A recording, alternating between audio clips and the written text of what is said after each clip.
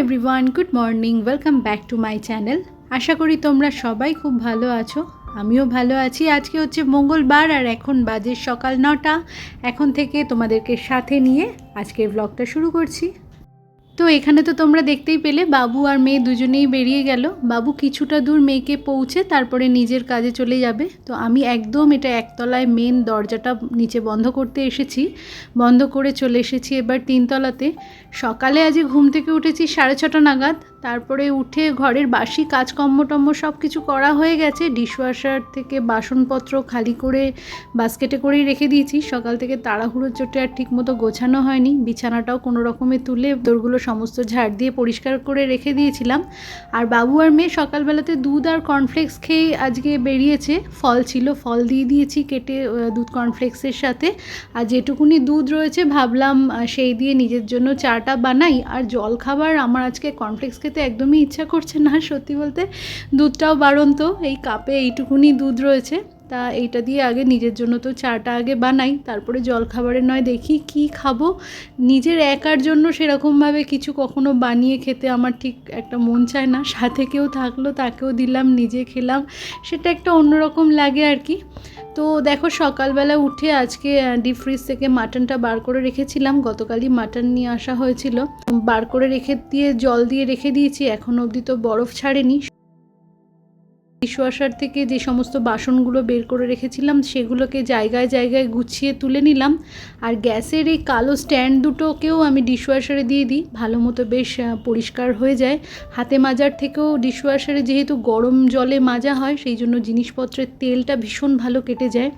চা খাওয়া হয়ে গেছে, চায়ের বাসন টাসনগুলো ধুয়ে নিয়ে সিঙ্কের পাশে জড়ো করে রেখে এই যে ঘরে চলে এসেছি।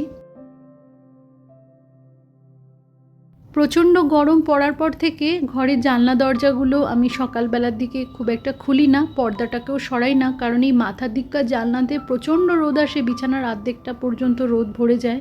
আর সারা রাত এসি চলে, তো সেই জন্য অনেকক্ষণ পর্যন্ত সকালবেলায় ঘরটা ঠান্ডা থাকে। তারপরে তো বেলা বাড়ার সাথে সাথে জেকে সেই, আর সারাদিন তো আর 24 ঘন্টা এসি চালিয়ে রাখা যায় না, যতটুকুনি ঘরটা ঠান্ডা রাখা যায় সেই ব্যবস্থার জন্যেই। কলেজ যাওয়ার আগে কোন টি শার্টটা পরবে সেই দেখতে দেখতে 2-4টে টি শার্ট তো বের করেছিল। তো যেটা পরার পড়ে গেছে, আর বাকি কটা আলমারির গায়ে ঝুলছিল, সময়ের অভাবে আর গুছিয়ে তুলতে পারিনি। তাই সেগুলোকে জায়গায় গুছিয়ে তুলে নিলাম। আর এখন এই মুহূর্তে চেয়ারটাকে ঠিক করে নিচ্ছি। আর ঘরে এসে বালিশ টালিশগুলোকে ঠিক করে বিছানাটাকে ভালো করে ঝেড়ে নিয়েছি। আর একটা জিনিস খেয়াল করে দেখবে, যত ভালো করেই চাদরটা পাতা হোক না কেন, একটু ঝাড়ু দিয়ে ভালো করে ঝেড়ে না দিলে আর চাদরটা যেন টান টান মনে হয় না। আর চাদর যদি টান টান না থাকে, বিছানাটা ঠিক ভালো লাগে না দেখতে যেন। আর ঘরের মধ্যে বেশিরভাগ জায়গাটা নিয়েই বিছানাটা থাকে, তো ওই জায়গাটা যদি সুন্দরভাবে সাজানো গোছানো থাকে, ঘরের চেহারাটাই যেন বদলে যায়। আমাদের গৃহিণীদের প্রত্যেক দিনেরই কিন্তু এই একঘেয়েমি কাজ, রান্না করা, ঘরদোর গোছানো, বিছানা পরিষ্কার, ফার্নিচার মোছা। কিন্তু তাও যেন সব কিছু কাজ কমপ্লিট হওয়ার পরে যখন ঘরটার মধ্যে এসে বসি আর আমার ঘরটা দেখি একদম পরিষ্কার পরিচ্ছন্ন সুন্দরভাবে সাজানো গোছানো রয়েছে, মনের মধ্যে কোথাও যেন একটা শান্তি লাগে। কিন্তু দিনের শেষে তো অগোছালো হয়েই যায় আর কি, না হলে পরের দিনের আর কি কাজ থাকবে, তাই না? তো যাই হোক, অগোছালো নোংরা অপরিষ্কার জায়গায় থাকলে পরে নিজের মনের মধ্যেও একটা যেন অশান্তি লাগে। আর পরিষ্কার জায়গাকে নোংরা করার আগে কেউ দুবার হয়তো ভাববে, কিন্তু নোংরা জায়গাতে নোংরা করতে কিন্তু বেশি সময় লাগে না। ঘরের কাজ মোটামুটি কমপ্লিট হয়ে গেছে। আর এই যে দেখো বাইরেটাতে কি প্রচণ্ড রোদ রয়েছে, তো পর্দা সরিয়ে দেখলাম আর তোমাদেরকেও দেখালাম। আর এই মুহূর্তে আমি চলে এসেছি মেয়ের ঘরে। ওর পড়ার টেবিলটা, মানে ডাইনিং টেবিল, বারবার পড়ার টেবিল বলে ফেলি আর কি, পড়ার টেবিলটা গুছিয়ে রাখলাম। আর এত পিঁপড়ে উৎপাত হচ্ছে, ও নিজের জলের বোতলটাকে থালার মধ্যে জল দিয়ে বসিয়ে রাখে। আর বোতলটার বাইরের দিককার রঙটা, ডিশওয়াশারে বোতলগুলো পরিষ্কার করি তো, অরেঞ্জ কালারের ছিল পুরো বোতলটা, রঙটা উঠতে উঠতে ওইটুকুনি অবশিষ্ট রয়েছে।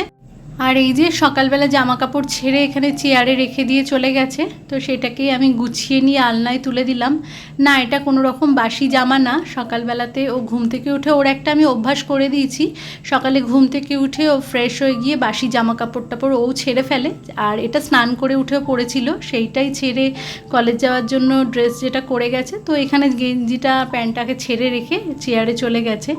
আর এই যে বিছানাটাকেও ও প্রত্যেক দিনই সকালবেলায় ঘুম থেকে উঠে চাদরটাকে পেতে দেয়, কিন্তু বিছানা ঝাড়াটা ওই কাজটা আমিই করি। আর এই যে ওর বিছানার মধ্যে এই সফট টয়েসটা, পেঙ্গুইনের একটা সফট টয়েস থাকে, এটা ওর মনি ওকে দিয়েছে। তো লাস্ট টাইম যখন ও এসেছিল, মনি মানে ওর মামি, আমার ভাইয়ের বউ, তো যখন ও এসেছিল তখন এই পেঙ্গুইনটা ওকে কিনে দিয়ে গেছে। তো মাঝে মধ্যে দেখি এটাকে পাশবালিশ করে জড়িয়ে ধরে নিয়ে শুয়ে থাকে, বা কখনো কখনো কোলে নিয়ে বসে বসে পড়ে। আর এই যে স্নান করে তোয়ালেটাকে চেয়ারের মধ্যেই রেখে দিয়েছে। ওর যেদিনকে বেরোবার তাড়াহুড়ো থাকে না, চারিদিক অগোছালো করে রেখে দেয়, ভিজে তোয়ালে চেয়ারের মধ্যে মেলে দিয়েছে, তবু ছাদে এসে দড়িতে মেলার ওর সময় হয়নি। প্রতিদিন নয়, এক একদিন যখন তাড়াহুড়োর সময়তে মেয়ে এরকম অগোছালো করে রাখে, তখন নিজের ছোটোবেলার কথাটা খুব মনে পড়ে। তো ভাবি যে ও যতটা গুছিয়ে রাখে তার সিকি ভাগও আমি করতাম না। মা বলতে বলতে হয়রান হয়ে যেত, আর আমাকে প্রশ্রয় দিত আমার ঠাকুমা। আমি যেটা করতাম না আমার ঠাম্মা করে দিত, ওতেই আরও প্রশ্রয় পেয়ে পেয়ে আরও বিগড়ে গেছিলাম আর কি। চারিদিকে বই খাতা জামা কাপড় আমার সব সময় ছড়ানো থাকতো। মা যতই বলতো ভাঁজ করে গুছিয়ে রাখ, ও এই কান দিয়ে ঢুকিয়ে ওই কান দিয়ে বের করতাম। ছোটোবেলার অনেক মজার মজার ঘটনাই আছে, তো একটা মনে পড়লো তাই শেয়ার করলাম। দুষ্টুমি করতাম, খুব খুব দুষ্টুমি করতাম, বকাও খেয়েছি, মারও খেয়েছি মার হাতে। তবু ওই যে ঠাকুমা, আমি জানি তো কিছু বললে পরে ঠাম্মা গুছিয়ে দেবে, মা কিছু বললে পরে ওই তো ঠাম্মা করে দেবে, বই খাতা অগোছালো রয়েছে ঠাম্মা করে দেবে, জামা কাপড়টা ভাঁজ করিস নি ঠাম্মা করে দেবে। ব্যাস আমার মুখে ওই একটা কথাই লেগে থাকতো, আর ঠাম্মা একদম রেডি সব কিছু গুছিয়ে রাখার জন্য। আমাদের দুই ভাই বোনকে, মানে দুই নাতি নাতনি, তার একদম চোখের মণি ছিল। এখন মনে পড়ে সেই সব দিনগুলোর কথা। ফেলে আসা দিনগুলো সত্যিই খুব সুন্দর ছিল। এখনকার ছেলেমেয়েরা সেই রকমভাবে জীবনযাপন করে না যেরকমভাবে আমরা করতাম। আবার মা বাবার কাছে যখন গল্প শুনেছি তখন ভাবতাম আমাদের মা বাবারা কত বেশি খেলাধুলা করতো, মাঠে ঘাটে ঘুরে বেড়াতো, সেরকমটা আবার আমরা পাইনি। আর আমার মেয়ে বা আমাদের মতো যাদের ছেলেমেয়েরা আছে, তারা তো আমরা যেটুকুনি পেয়েছি সেটুকুনিও পায়নি। তো এখানে তোমাদের সাথে গল্প করতে করতে মাটনটা বসিয়ে দিলাম, আর ভালো চালের ভাত বানাবো তাই দেরাদুন রাইস বার করে নিলাম। আর মায়ের কাছে দেখে শেখা, চাল নেবার পরে 3 বার একটু একটু করে তুলে রাখে মেন পাত্রটাতে।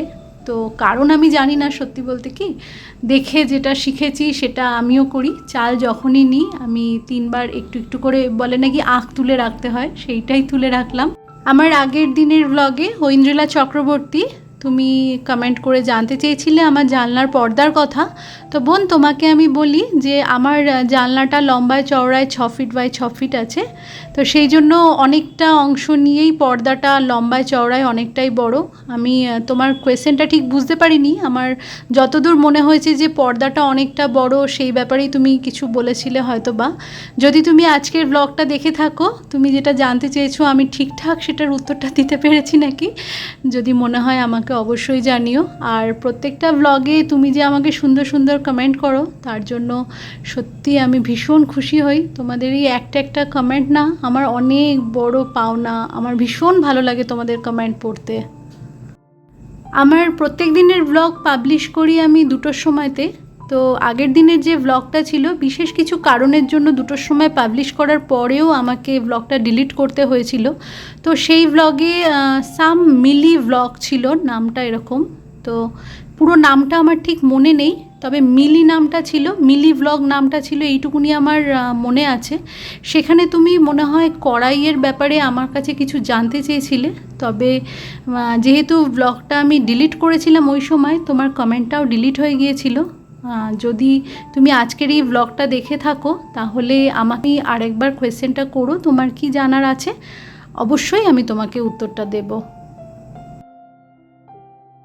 মাটনটা আমার বানানো হয়ে গেছে, কুকারে সিটি পড়েছে, তো বন্ধ রেখেছি এই মুহূর্তে। আর ভাতটাতে মার গালাও হয়ে গেছে।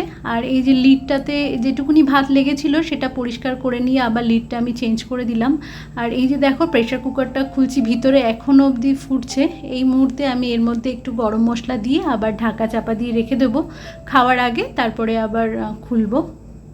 তো তোমরা যে সকল আমার নতুন বন্ধু আছো আর এই মুহূর্তে আমার এই ব্লগটা দেখছো, আমার এই ব্লগের কোনো কিছু কোথাও যদি তোমাদের ভালো লেগে থাকে তাহলে চ্যানেলটি সাবস্ক্রাইব করে তোমরা আমার পাশে থাকতে পারো। আর তোমরা যারা অলরেডি চ্যানেলটি সাবস্ক্রাইব করে রেখেছো তোমাদের সকলকে জানাই অসংখ্য ধন্যবাদ। রান্নাবান্না কমপ্লিট হয়ে যাওয়ার পরে যেটুকুনি যা বাসন ছিল সবটা নিয়ে ডিশওয়াশারে ভরে দিয়ে কাউন্টার টপটা ভালো করে পরিষ্কার করে নিলাম। এইবারে সিঙ্কটাকেও ভালো করে মেজে ঘষে পরিষ্কার করে নেব। আর গ্যাসের ওভেনটা তো আমি পরেই করব, কারণ বেশ গরম হয়ে রয়েছে। ওপরটা যেহেতু গ্লাস টপ সেই জন্য একটু মেনটেন করার চেষ্টা করি। যেদিন যেদিন দেরিতে রান্না শেষ হয় সেদিনকে দুপুরে খাওয়া দাওয়ার পরে যখন খাওয়ার দাওয়ার বাসনগুলোকে ডিশওয়াশারে ভরি তখনই আমি গ্যাসের বার্নারটা পরিষ্কার করে নিই। আর না হলে যেদিন একটু তাড়াতাড়ি হয়ে যায়, ওভেনটা ঠান্ডা হয়ে গেলে আমি তখনই মুছে পরিষ্কার করে নিই। যেদিনকে যেরকম সুবিধা হয় আমার সেই সুবিধা মতোই করি। আসলে কাচের তো জিনিসটা একটু বেশি যত্ন করতে লাগে। তো চলো দেখো, গ্যাসের বার্নারটা শুধু আমার একটু মোছা হয়নি, বাকি এমনিতে সবটাই পরিষ্কার পরিচ্ছন্ন করা হয়ে গেছে। এবারে ঘর বারান্দা মুছে স্নান করে পুজোটা সেরে তোমাদের সাথে আবারও আমার দেখা হচ্ছে। আমি স্নান টান সেরে পুজো সেরে চলে এসেছি। আজকে ঠাকুরের জায়গাতে অনেকটা সময় লেগে গেছে, কারণ গতকাল অম্বুবাচী ছেড়েছে। অম্বুবাচী ছাড়ার পরে আজকে ঠাকুরের জায়গাটা কাপড় টাপড় বদলে ভালো করে পরিষ্কার পরিচ্ছন্ন করে নিলাম। তো এখন বেলা 2টো মতো বাজে, মাম্মাম বাড়িতে চলে এসেছে আর বাবু ওকে একেবারে নিয়েই এসেছে। তো দুপুরের খাবারটা রেডি করে নিচ্ছি, ভাত, মাটন কষা আর স্যালাড। তো বন্ধুরা, আজকের ব্লগটা আমি তাহলে এখানেই শেষ করছি। তোমরা ভালো থেকো, সুস্থ থেকো। দেখা হচ্ছে তোমাদের সাথে নেক্সট ব্লগে। ততক্ষণের জন্য টাটা।